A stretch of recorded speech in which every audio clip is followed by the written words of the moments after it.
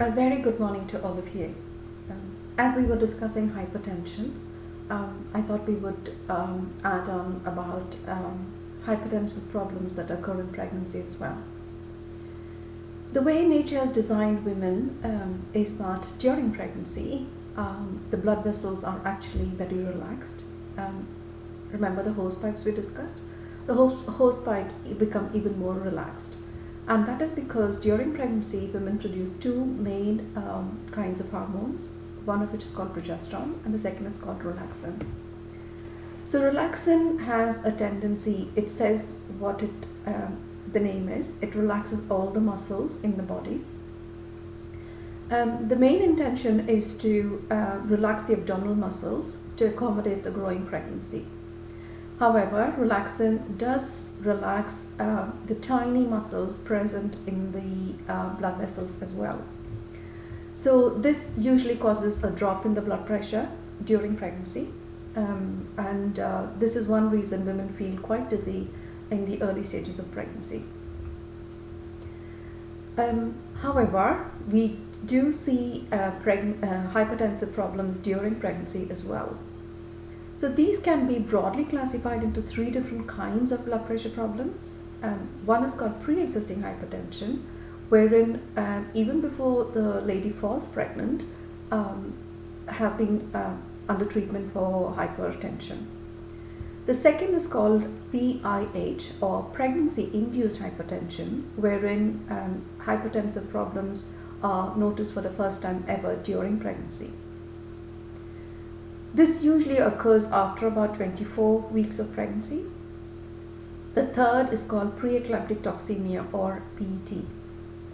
This is more of a serious condition that can occur in pregnancy and needs very careful monitoring to avoid complications. So let's look at each of them in detail. Pre-existing hypertension is where especially with the advancing maternal age, when first a child is born, it's likely more women will have pre-existing health conditions before they fall pregnant. So if the blood pressure has been optimally controlled pre-pregnancy, then that is good.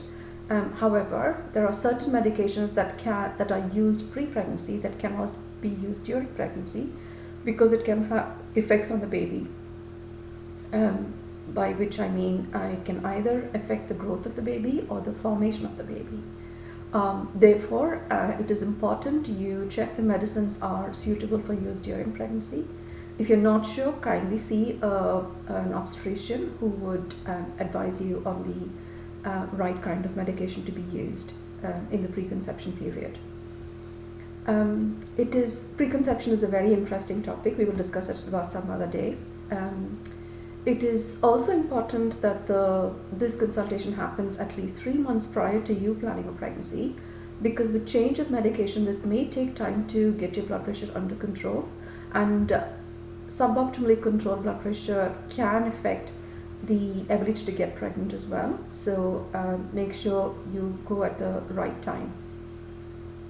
The second is called pregnancy-induced hypertension, wherein the high blood pressure values are noticed for the first time ever during pregnancy.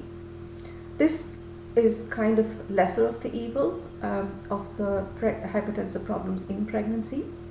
So the blood pressure recordings are high and there's no other problems, and will need medications to be optimally controlled, but will need regular checkups and follow-ups to make sure the blood pressure stays under control. If it's not, we just may have to increase the dosage of the medications, that is all. The third condition, called preeclamptic toxemia, is a more serious condition. It's unique to pregnancy. And the reason it is more serious is because it can cause a condition called eclampsia, which is fits that occurs for the first time during pregnancy. Fits occurring at any stage to anybody is scary for the person and people who witness it, leave alone pregnant women having a fit. So the main aim of preeclamptic toxemia is to avoid the onset of eclampsia and to ensure the growth of the baby is normal. The growing baby fetus is dependent on the maternal blood supply through the placenta for all its functions. However, in preeclampsia, the blood supply may be compromised if the blood pressure is not ideally controlled, and this would affect the growth of the baby. So, what is called as IUGR, or intrauterine growth retardation, can happen, but this is avoidable with adequate treatment and regular checkups. We usually start with the smallest possible dose of one medication, but in preeclampsia, we may have to use higher doses of more than one medication as well. The intention is not to scare you, but to stress the importance of the need for optimal blood pressure control during pregnancy, especially in preeclampsia.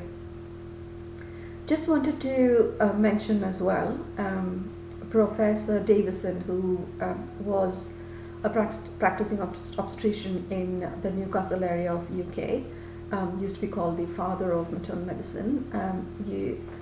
His pet statement is, pregnancy is a test of your bodily conditions, in that if the pregnancy remains uneventful, then the likelihood of developing any health issues in later life is low. However, if the pregnant lady develops either blood pressure problems or diabetes or liver problems, then the likelihood of that happening later on in life is high. So pregnancy is a test of your bodily conditions, actually. In a way, it is good because if we know that the body has a tendency to develop a problem, we are likely to become more aware of it and be cautious, right?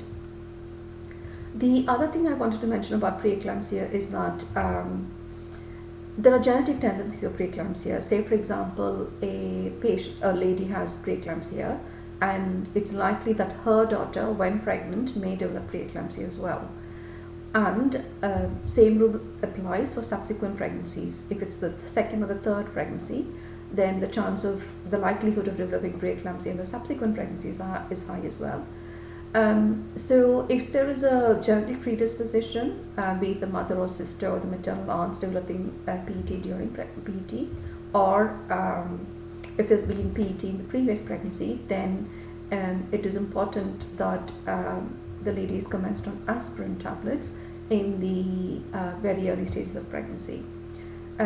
So that is important to mention to your obstetrician as well, so that you can be commenced on the right kind of medications. Hope this brief has thrown light into hypertensive problems in pregnancy. Wish you all a very lovely day. Thank you very much. Namaskar.